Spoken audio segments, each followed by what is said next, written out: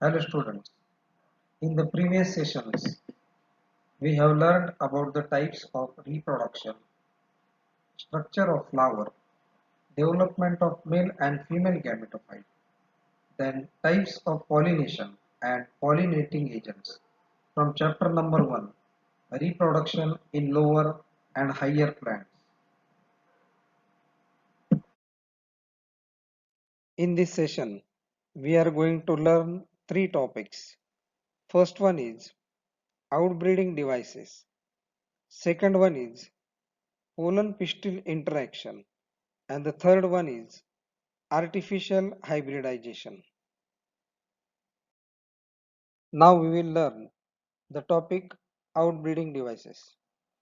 Outbreeding devices are the modifications developed by the flowers to carry special type of pollination. Outbreeding devices are also called as contrivances. Genetic diversity is an essential factor for evolution by natural selection. Continuous cell pollination results in the inbreeding depression. It means that due to continuous cell pollination, plants develop weak individuals or plants. Hence, plants have to develop outbreeding devices to carry cross pollination. There are different examples of outbreeding devices. The first one is unisexuality. To avoid cell pollination, some plants develop unisexual flowers. Unisexual flowers mean that the flowers show development and maturation of only male or female reproductive part. Some plants are monoecious, that is, male and female flowers are on the same plant.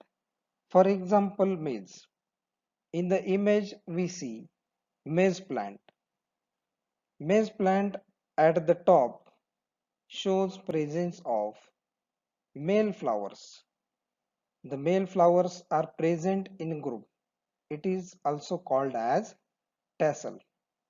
You know that male flowers contain or develop only androecium, which produce pollen grain. On the lower side, female flowers are present in a group. It is called as female inflorescence. So in maize plant, we see on the top of the plant or at the apex, male flowers are present, and at the lower side, female flowers are present. So as male and female flowers are present on the same plant, the condition or the plant is called as monoecious. Now in dioecious plant, we see that male and female flowers develop on separate or different plants. The common example you know that is papaya plant. In papaya plant, we see that male plant shows development of only male flowers and female plant shows development of only female flowers. The second contrivance for cross pollination is dichogamy. Dichogamy means anther and stigma in a bisexual flower mature at different times to avoid self-pollination and to carry cross-pollination. Dichogamy is of two types. First one is protoandry and second one is protogamy. In protoandry, anthers mature before the stigma of the flower. Example, sunflowers show two types of flowers. These are disc florets and ray florets. So in sunflower, disc floret show protoandry. The second type is protogamy, in which stigma mature before androecium, and its example is gloriosa. In the diagram, we see examples of protoandry and protogamy. In the A diagram, that is protoandry in Clerodendron is shown. The first diagram shows only maturation of stamens and gynoecium is not mature. In the second diagram, we see development of gynoecium which occurs later on. Hence, cross-pollination is carried out. In the B diagram of flower Scrofularia, the first diagram shows maturation of only gynoecium. Hence, it is called as protogyny. And the second diagram shows maturation of stamens or anthers. Hence, cross-pollination is carried with the help of protoandry and protogyny. The third contrivance for cross-pollination is prepotency. Prepotency means pollen grains of other flowers of the same species germinate quickly over the stigma than the pollen grains of the same flower. This helps to carry cross-pollination. Example, apple. The fourth contrivance for cross-pollination is heterostyly. Heterostyly means styles of different length are shown in flower. It is also called as heteromorphy. Some plants develop different forms of flowers. The stigmas and the anthers are placed at different levels in the flowers. That is called heterostyly and heteroanthy. This prevents the pollen grains from reaching the stigma and pollinating it in the same flower. Hence, cross-pollination is carried. In the diagram, we see two forms of flowers. The first form of the flower shows long styles and stamens are placed at the lower level, so self-pollination is avoided. In the second form of the flower, style is short and stigma is far away from the long stamens and their anthers to avoid self-pollination. So heterostyly avoids self-pollination and cross-pollination is carried out in the flowers. Hercogamy is the fifth contrivance for cross-pollination. Hercogamy is a mechanical device to prevent self-pollination in a bisexual flower. In the flowers of some plants, natural physical barrier is present between sex organ and avoid contact of pollen grains with the stigma of the flower. Example, Calotropis. In the image, we see a flower of Calotropis. At the center, there is a pentangular stigma, also called as gynostegium. The stigma is positioned above the level of the anthers. The anthers are also called as pollinia. The pollinia or anthers are seen at the lower sides of the stigma. So, self-pollination is avoided and cross-pollination is carried due to distance between the stigma and anther of the flower. Self-incompatibility, or it is also called as self-sterility, is the sixth contrivance for cross-pollination. It is one of the genetic mechanism developed in the flowers of some plants. In self-sterility, the germination of pollen grains on the stigma of the same flower is inhibited or it is also called as stopped. The stigma has to wait for the pollen grains from anther of another flower for the process of pollination.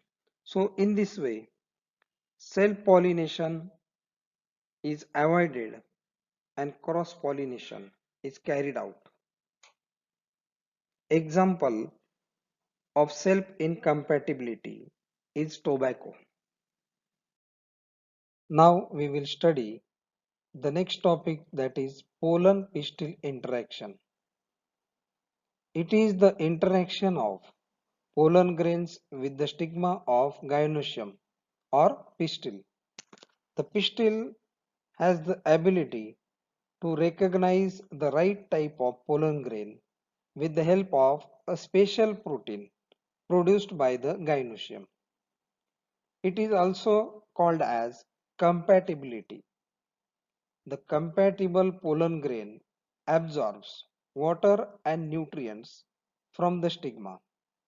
The pollen tube comes out from the germ pore and passes through the style, then to ovule and enters one of the synergid. The growth of pollen tube is determined by specific chemicals. Pollen grains can be also germinated on artificial nutrient medium which contain sucrose and boric acid. The next topic is artificial hybridization.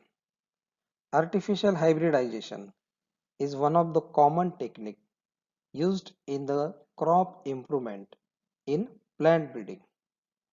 Artificial hybridization involves artificial cross-pollination in the desired or selected plants to improve the variety of the crop. There are different steps in the process of artificial hybridization. The first step is selection of plants, called as selection of parents. So desired plants are selected for the process of hybridization. The second step is isolation of the parents, in which two parents are grown in separate plot so that they are separated from each other. The third step is emasculation. One of the parent is selected as female parent. The anthers of the flower are removed by hand and only gynosium is left. This process of removal of anther is called as emasculation, and the other parent is used as male parent. The next step is bagging. The female flower is covered with the help of polythene bag to avoid unwanted pollination from other species or other plants. The next step is tagging. Tagging is attaching a label to the female parent on which the details of the parents, then date of emasculation is recorded or written. The next step is artificial cross-pollination. Artificial cross-pollination is carried by collecting pollen grains from non-emasculated parent, that is also called as male parents flower. The bag from the female flower is removed and pollen grains are placed on the surface of the stigma. It is called as artificial cross-pollination. Later on, the process of fertilization occurs in the flower, and after fertilization, the seeds produced are collected and used as a new improved variety of a crop. So, in this session, we have learned three topics: outbreeding devices, pollen pistil interaction, and artificial hybridization. Remaining part we will study in the next session.